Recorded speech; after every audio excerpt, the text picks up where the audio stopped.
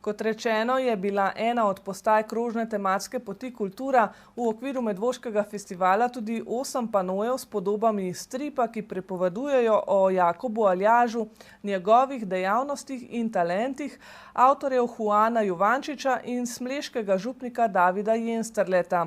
Slednji je strip tudi predstavil že prejšnji torek v Medvoški knjižnici skozi pogovor s članico uredniškega odbora Marjeto Žebovec. Župnija Smlednik ob 180-letnici rojstva Jakoba Aljaža, našega velikega rojaka, ki ga je občina Medvode izbrala tudi za svojega zavetnika, namenja kar nekaj spominskih aktivnosti. Nenazadnje je bil njegov rojstni kraj za vrh nekoč sestavni del Smleške fare in prav tu je pel novo mašo. In ena od teh spominskih aktivnosti je bila tudi priprava stripa o Jakobu Aljažu s podnaslovom Bojevnik za slovenske gore in slovenstvo, ki ga je v 700 izvodih na 40 straneh izdala Mohorjeva družba, avtorjev Juana Juvančiča, ki je strip narisal, in smleškega župnika Davida Jensterla, ki je napisal besedilo. Slednji je strip tudi predstavil v Medvoški knjižnici v pogovoru s članico uredniškega odbora Marjeto Žebovec. Ja, mene je župnik povabil že k sodelovanju že pri prvem filmu o župniji in zdaj pri tem tudi. Predvsem sem bila zraven kot etnologinja in slovenistka. Torej sem mu pomagala izbrati prave vire, pa seveda, da jezik teče. Pa potem tudi pri snemanju zvoka sem bila zraven tudi kot lektorica. In pravi viri v primeru Jakoba Aljaža so tisti spomini njegovi najbolj držijo. Absolutno so njegovi spomini, se pravi oris mojega življenja, pevski spomini, je zagotovo najbolj verodostojno. Ne smemo pa pozabiti tudi spominov njegovih sodobnikov. Tudi ti so verodostojni vsekakor. Gre namreč za predstavitev življenja in dela Jakoba Aljaža od rojstva do smrti. Podobno kot predtem že v lansko leto predstavljenem dokumentarno-animiranem filmu z naslovom Za vse nas Slovence gre. Le da tokrat bolj zgoščeno in v obliki stripa. Ja, predvsem na signalu to približati mladim, ta velik lik slovenskega naroda. Saj tudi animiran film je narejen, da lahko otrok po svoji zmožnosti spremlja, ampak vseeno je za otroke en tak strip čist druga motivacija, bolj mu je blizu. Pa tudi jaz sem zrasel ob stripih gor. Sem kar ponosen, da sem tudi sodeloval pri stripu. Nikoli si nisem mislil, da bom sodeloval pri stripu, pa smo sodelovali pri stripu. Je pa nov medij pripovedovanja, torej strip, pred oba avtorja postavljal nove dileme. Naprimer, v dokumentarno-animiranem filmu gre predvsem za nizanje dejstev, v stripu pa mora biti več dialogov. Ja, pri stripu je pa ravno to, da morate not vleči in zato tukaj več dialogov, pa tudi več takih bolj. Kakšno sliko smo prilagodili, da je recimo v filmu konj lepo hodi, tukaj pa dejansko skače, pa nori, tako je zapisano. Pa tudi to, da smo potem, ko jaz sem tekst napisal, potem pa smo tudi v dialogu z gospod Marjeto, pa tudi z Mohorjevo družbo pa poiskali res, ali bo mlad človek to besedo razumel, recimo počen, beseda za kilo, za pruh.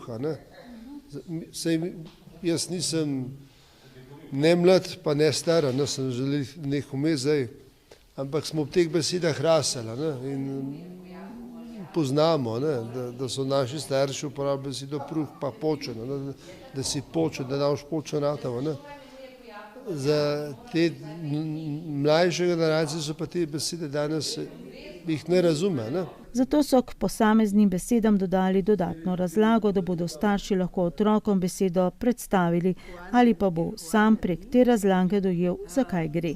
in v stripu so dodali še kakšno anekdoto, ki jih je Aljaževo življenje polno. In te anekdote namreč so nastajale tudi ob upodobitvi letih. Ja, pač Juan Ivančič, ki je slikal, risal, me je večkrat poklical, kako pa to narediti, kako je splezal na naturen župnijska cerkev v Tržiču. Potem in take tudi kakšna je bila ta, da je po posebni metodi spravil les za gradnjo Triglavske koče na Kredarcu. In tam sicer imamo zdaj, je majhen to opisano, kako je uporabil te vrvi, pa kolovrate, da je navijal hlodovino gor in potem so to prestavili. Tukaj so verjetno uporabljali kar drevesa, to kar je bilo. Mi smo pač naredili take koze, kjer so vrvi, pa potem se navija. Ampak je bil tudi tak izziv, kako to prikazati.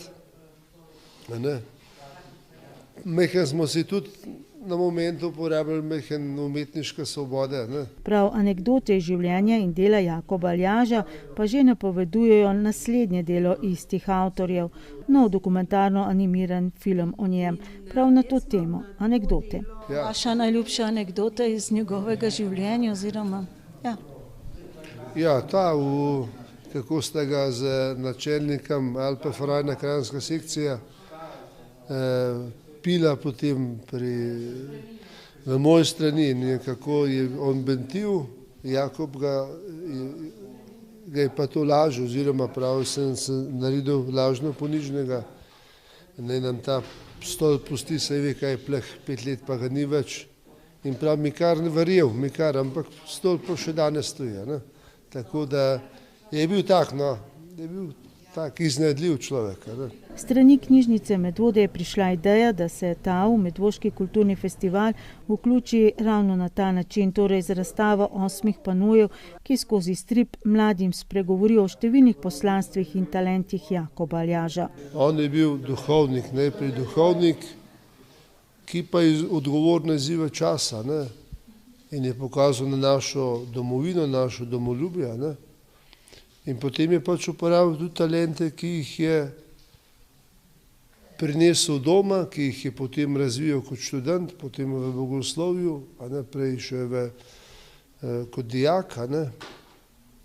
In jih je potem razvijal naprej. Je bil res tisti, če lahko uporabljam evangelsko priliko, ki talente ni zakopal, ampak jih je množil, jih je uporabljal.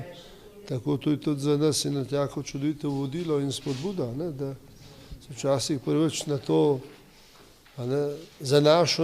zanašamo, da bojo drugi naredili. Ampak sem tudi jaz povabljen kot osebnost, da tudi jaz pripomorem k temu. In poslanstvo avtorjev, tako filma kot sedaj stripa, je bilo predstaviti prav to celovito osebnost Jakoba Aljaža. Ravno potem, da je uresničeval vse svoje talente. To se mi zdi pri človeku zelo pomembno, da sprejme samega sebe, svoje talente in da prepozna tudi svoje pomanjkljivosti, tudi on jih je prepoznal in je te stvari razvijal. Predvsem se mi zdi pa pomembno, da je ohranjal to narodno zavest, ki jo je dobil v družini in iz tega naredil nekaj, da ga še zdaj občudujemo. Oziroma, iz tega je sebe razvil do te mere, da ga še zdaj občudujem.